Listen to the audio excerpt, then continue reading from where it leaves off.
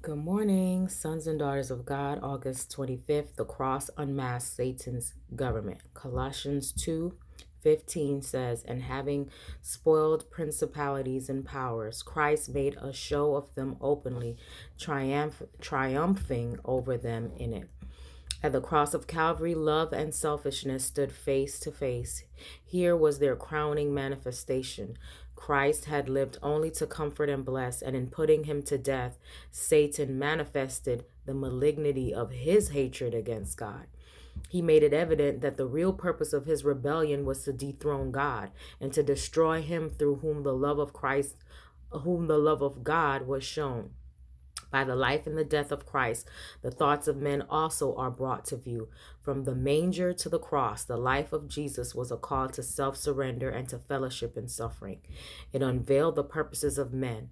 Jesus came with the truth of heaven, and all who were listening to the voice of the Holy Spirit were drawn to him. The worshippers of self belonged to Satan's kingdom. In their attitude toward Christ, all would show on which side they stood, and thus everyone passes judgment on himself.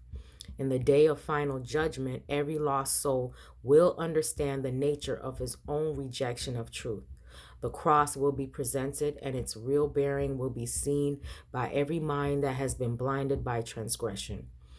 Before the vision of Calvary with its mysterious victim, sinners will stand condemned. Every lying excuse will be swept away. Human apostasy will appear in its heinous character. Men will see what their choice has been. When the thoughts of all hearts shall be revealed, both the loyal and the rebellious will unite in declaring, "Just and true are thy ways, thou King of saints. Who shall not fear thee, O Lord, and glorify thy name? For thy judgments are made manifest."